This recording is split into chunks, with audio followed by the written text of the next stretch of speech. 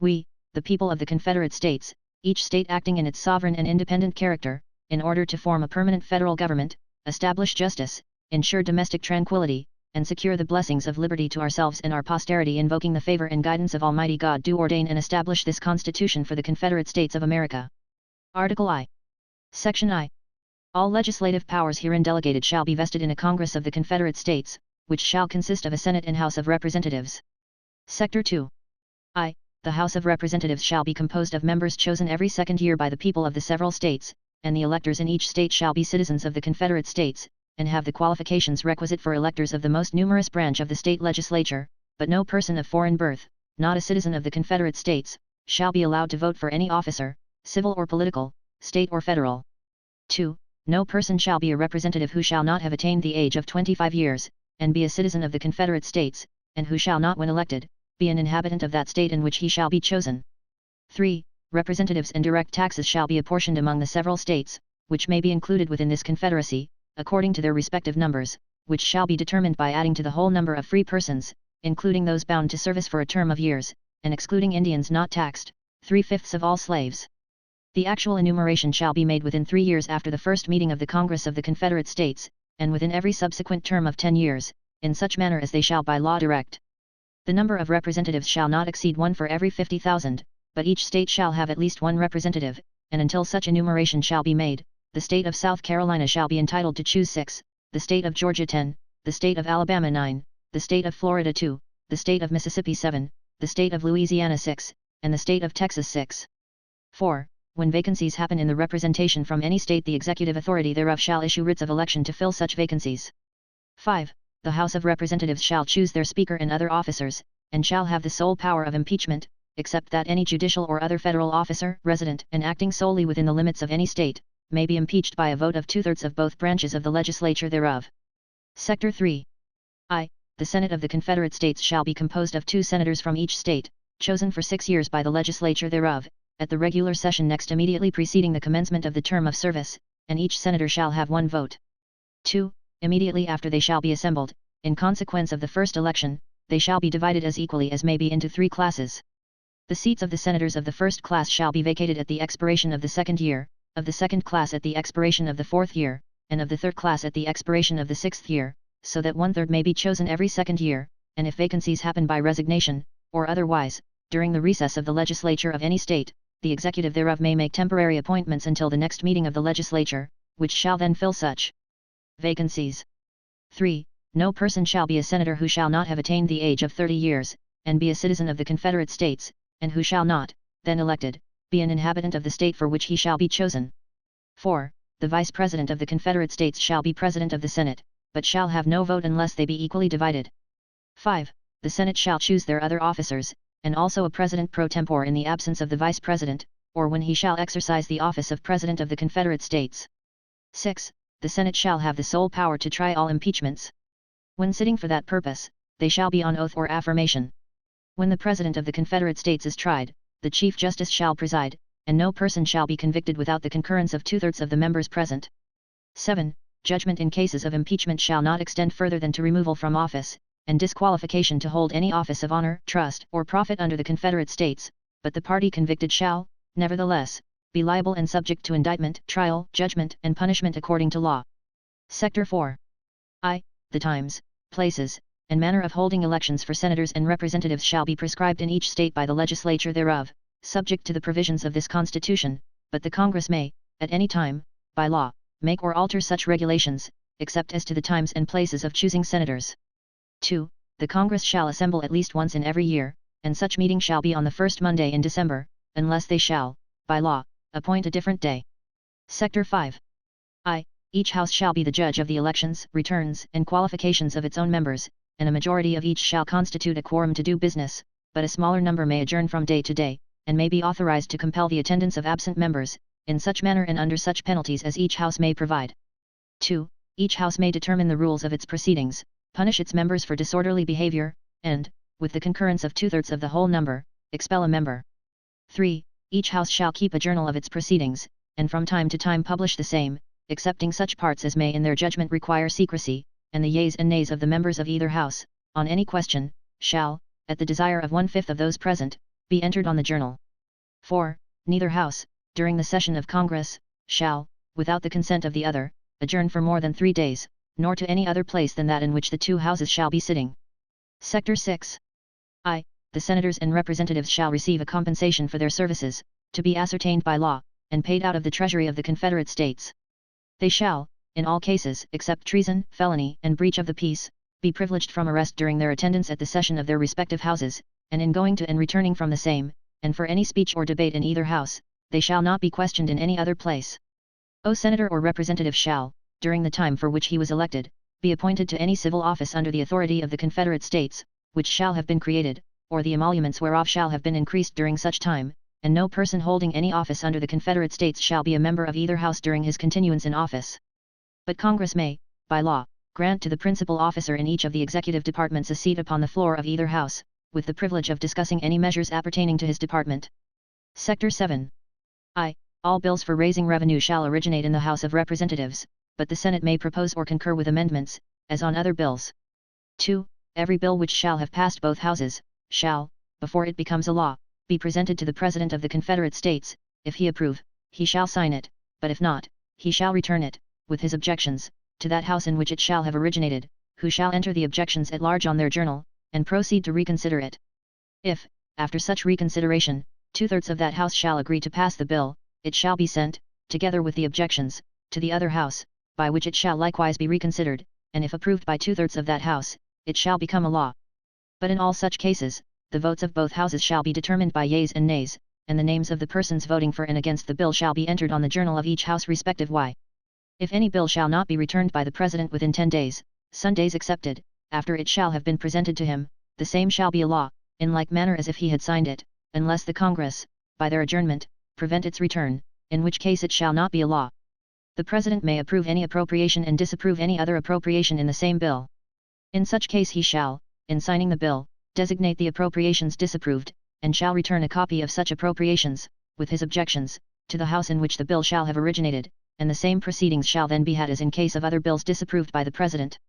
3. Every order, resolution, or vote, to which the concurrence of both houses may be necessary, except on a question of adjournment, shall be presented to the President of the Confederate States, and before the same shall take effect, shall be approved by him, or, being disapproved by him, shall be repassed by 2/3 of both houses, according to the rules and limitations prescribed in case of a bill. Sector 8.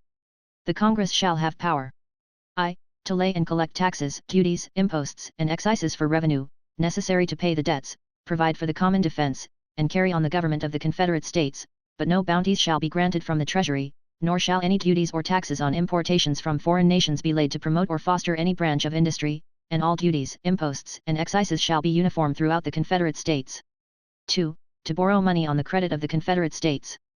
3. To regulate commerce with foreign nations, and among the several states, and with the Indian tribes, but neither this, nor any other clause contained in the Constitution, shall ever be construed to delegate the power to Congress to appropriate money for any internal improvement intended to facilitate commerce, except for the purpose of furnishing lights, beacons, and buoys, and other aids to navigation upon the coasts, and the improvement of harbors and the removing of obstructions in river navigation, in all which cases such duties shall be laid on the navigation facilitated thereby as may be necessary to pay the costs and expenses thereof. 4. To establish uniform laws of naturalization, and uniform laws on the subject of bankruptcies, throughout the Confederate States, but no law of Congress shall discharge any debt contracted before the passage of the same. 5. To coin money, regulate the value thereof, and of foreign coin, and fix the standard of weights and measures. 6. To provide for the punishment of counterfeiting the securities and current coin of the Confederate States. 7. To establish post offices and post routes, but the expenses of the Post Office Department, after the ist day of March in the year of our Lord 1863, shall be paid out of its own revenues. 8. To promote the progress of science and useful arts, by securing for limited times to authors and inventors the exclusive right to their respective writings and discoveries. 9. To constitute tribunals inferior to the Supreme Court. 10. To define and punish piracies and felonies committed on the high seas, and offences against the law of nations. 11. To declare war, grant letters of marque and reprisal, and make rules concerning captures on land and water. 12. To raise and support armies, but no appropriation of money to that use shall be for a longer term than 2 years. 13. To provide and maintain a navy. 14. To make rules for the government and regulation of the land and naval forces. 15. To provide for calling forth the militia to execute the laws of the Confederate States, suppress insurrections, and repel invasions. 16. To provide for organizing, arming, and disciplining the militia, and for governing such part of them as may be employed in the service of the Confederate States, reserving to the States, respectively, the appointment of the officers, and the authority of training the militia according to the discipline prescribed by Congress.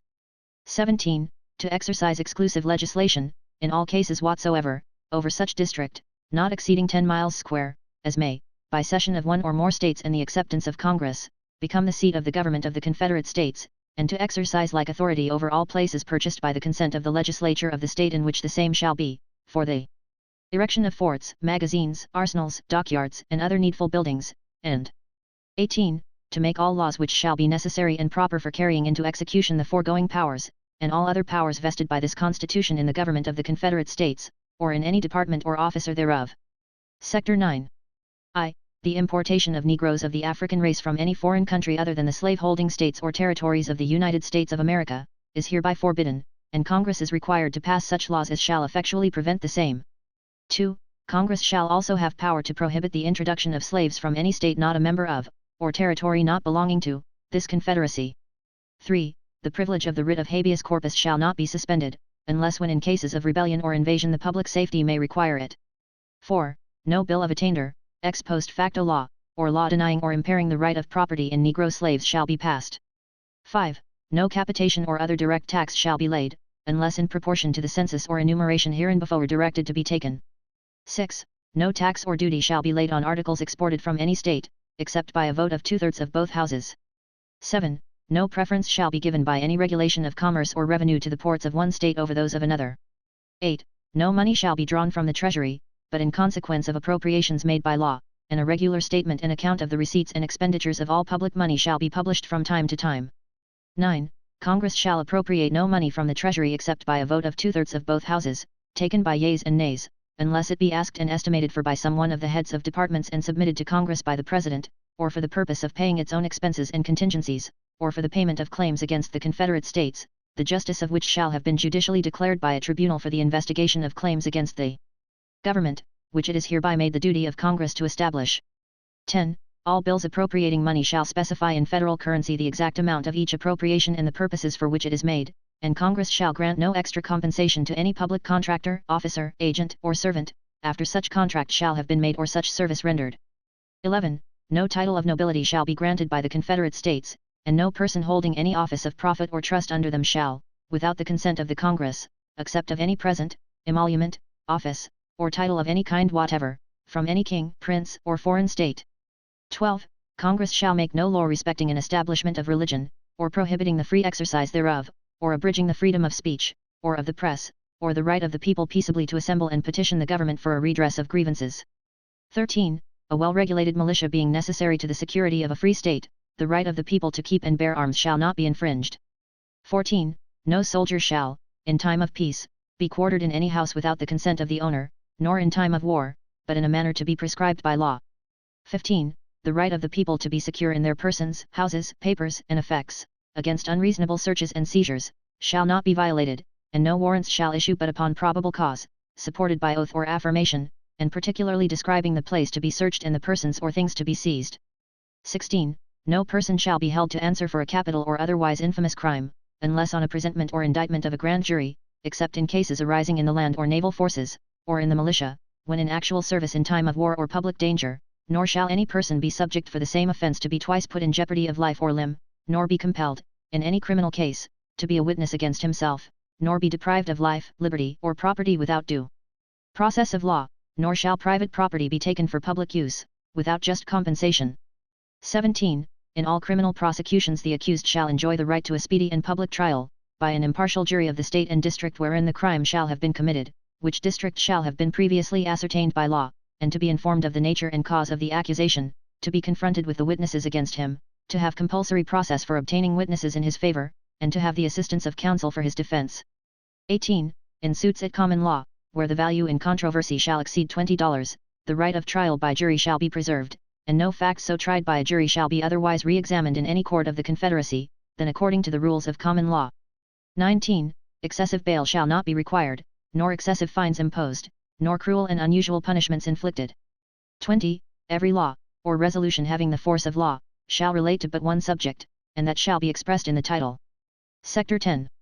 I. No state shall enter into any treaty, alliance, or confederation, grant letters of marque and reprisal, coin money, make anything but gold and silver coin a tender in payment of debts, pass any bill of attainder, or ex post facto law, or law impairing the obligation of contracts, or grant any title of nobility. 2.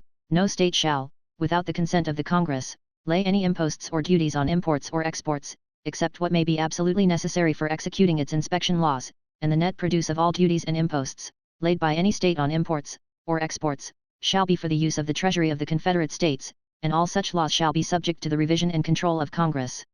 3. No state shall, without the consent of Congress, lay any duty on tonnage, except on seagoing vessels, for the improvement of its rivers and harbors navigated by the said vessels, but such duties shall not conflict with any treaties of the Confederate States with foreign nations, and any surplus revenue thus derived shall, after making such improvement, be paid into the common treasury. Nor shall any state keep troops or ships of war in time of peace, enter into any agreement or compact with another state, or with a foreign power, or engage in war, unless actually invaded, or in such imminent danger as will not admit of delay. But when any river divides or flows through two or more states, they may enter into compacts with each other to improve the navigation thereof. Article 2. Section I. The executive power shall be vested in a President of the Confederate States of America. He and the Vice President shall hold their offices for the term of 6 years, but the President shall not be re-eligible. The President and Vice President shall be elected as follows. 2. Each state shall appoint, in such manner as the legislature thereof may direct, a number of electors equal to the whole number of senators and representatives to which the state may be entitled in the Congress, but no senator or representative or person holding an office of trust or profit under the Confederate States shall be appointed an elector. 3. The electors shall meet in their respective states and vote by ballot for President and Vice President, one of whom, at least, shall not be an inhabitant of the same state with themselves. They shall name in their ballots the person voted for as President, and in distinct ballots the person voted for as Vice President, and they shall make distinct lists of all persons voted for as President, and of all persons voted for as Vice President, and of the number of votes for each, which lists they shall sign and certify, and transmit, sealed, to the seat of the government of the Confederate States, directed to the President of the Senate. The President of the Senate shall in the presence of the Senate and House of Representatives, open all the certificates, and the votes shall then be counted. The person having the greatest number of votes for President shall be the President, if such number be a majority of the whole number of electors appointed, and if no person have such majority. Then from the persons having the highest numbers, not exceeding 3, on the list of those voted for as President, the House of Representatives shall choose immediately, by ballot, the President.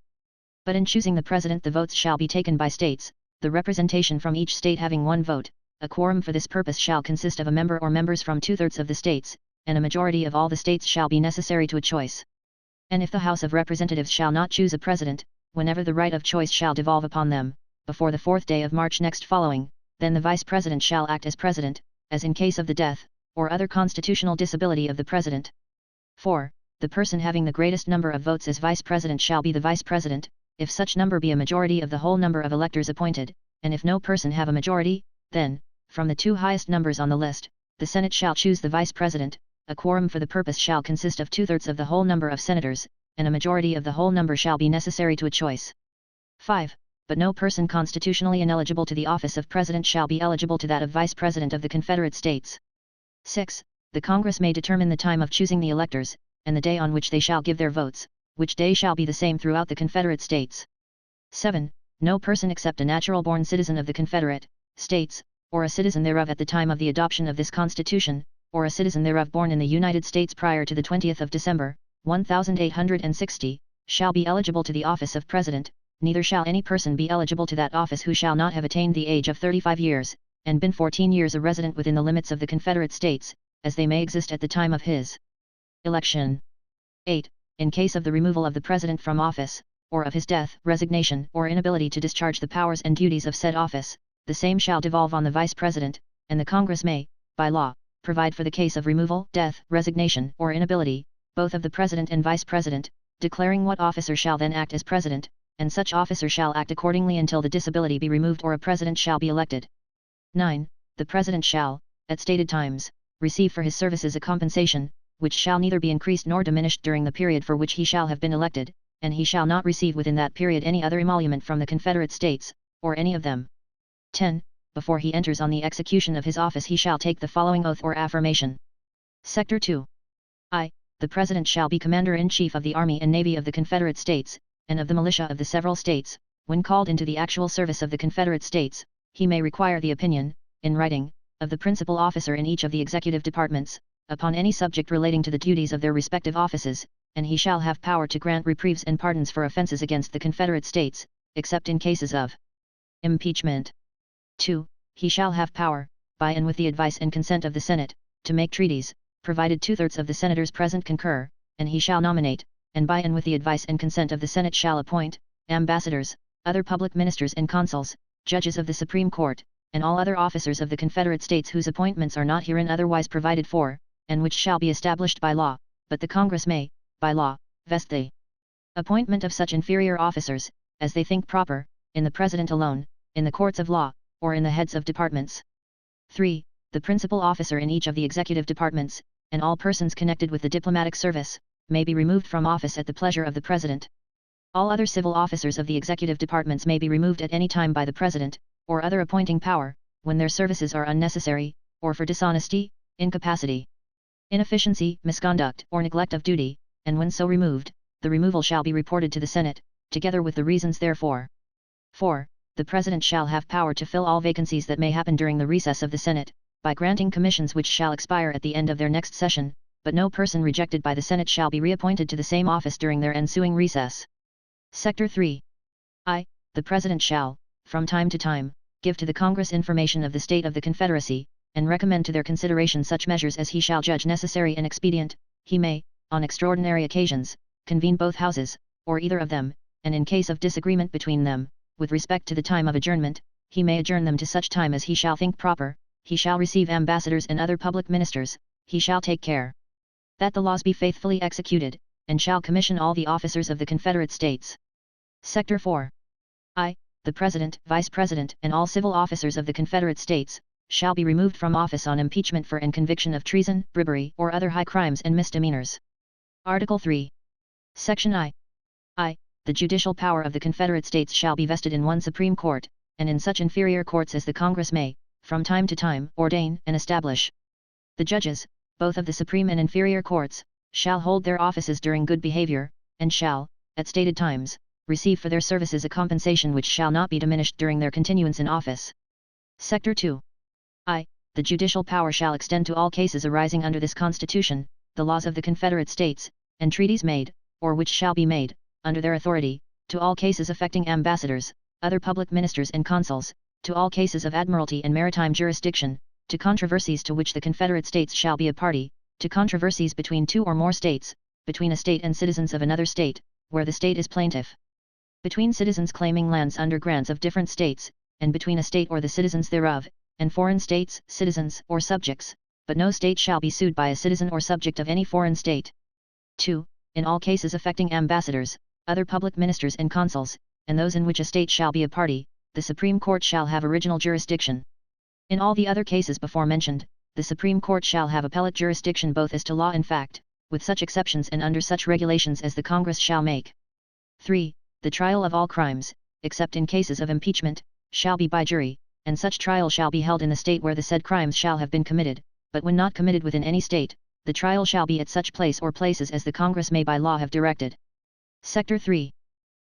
Treason against the Confederate States shall consist only in levying war against them, or in adhering to their enemies, giving them aid and comfort. No person shall be convicted of treason unless on the testimony of 2 witnesses to the same overt act, or on confession in open court.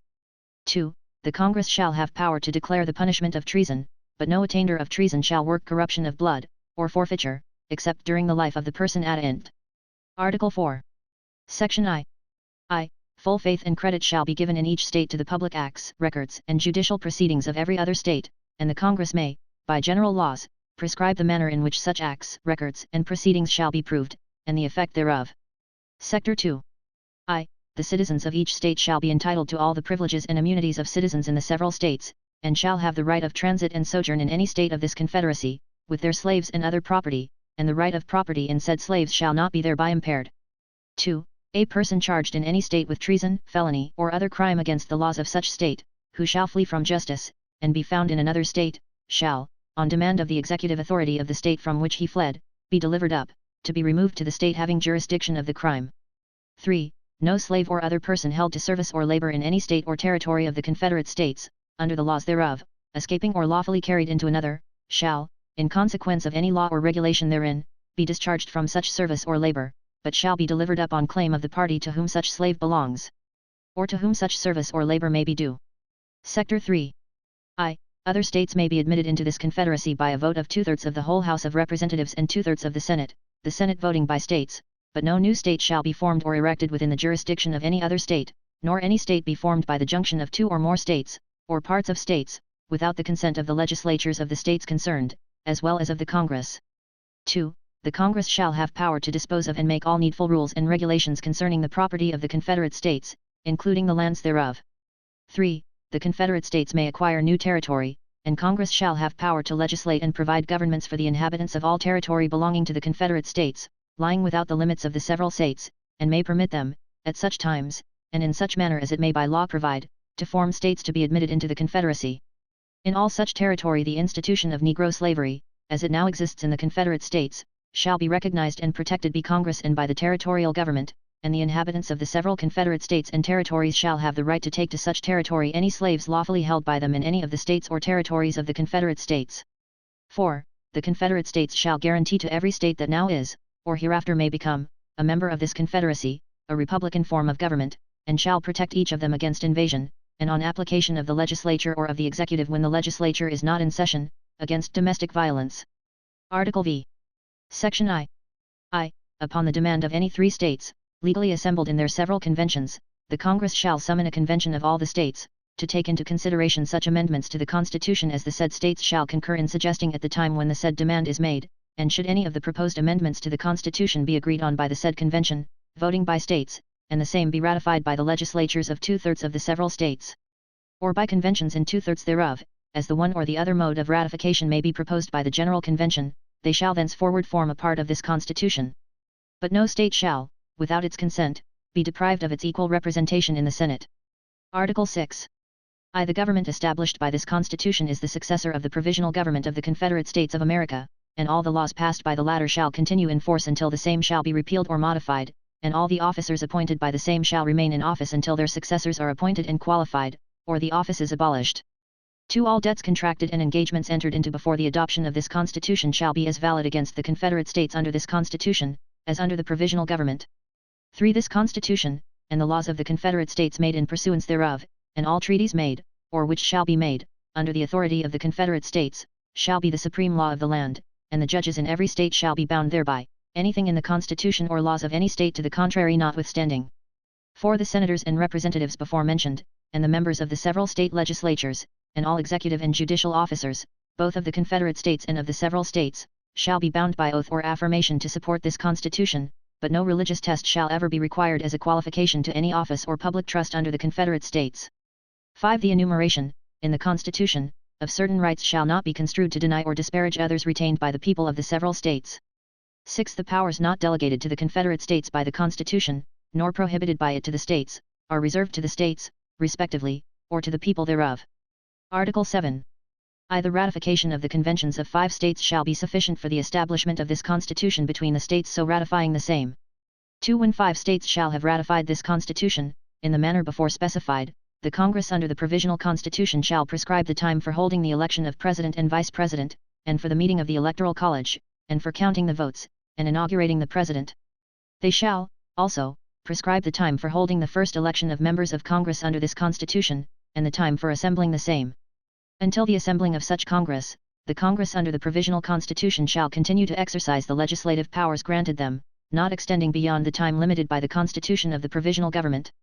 Adopted unanimously by the Congress of the Confederate States of South Carolina, Georgia, Florida, Alabama, Mississippi, Louisiana, and Texas, sitting in convention at the Capitol, the city of Montgomery, Ala, on the 11th day of March, in the year 1861. Howell Cobb, President of the Congress. South Carolina, R. Barnwell Rhett, C. G. Memminger, W. M. Portia Miles, James Chestnut, Jr., R. W. Barnwell, William W. Boyce, Lawrence M. Keat, T. J. Withers. Georgia, Francis S. Bartow, Martin J. Crawford, Benjamin H. Hill, Dawes R. R. Cobb. Florida, Jackson Morton, J. Patton Anderson, J. A. S. B. Owens. Alabama, Richard W. Walker, Ropt. H. Smith, Colin J. McRae, William P. Chilton, Stephen F. Hale, David P. Lewis, Tho. Fern, J.N.O. Gil Shorter, J. L. M. Curry. Mississippi, Alex. M. Clayton, James T. Harrison, William S. Berry, W. S. Wilson, Walker Brooke, W. P. Harris, J. A. P. Campbell. Louisiana, Alex. DeCluet, C. M. Conrad, Duncan F. Kenner, Henry Marshall. Texas, John Hemphill, Thomas N. Wall, John H. Reagan, Williamson S. Oldham, Louis T. Wigfall, John Gregg, William Beck Ogiltree.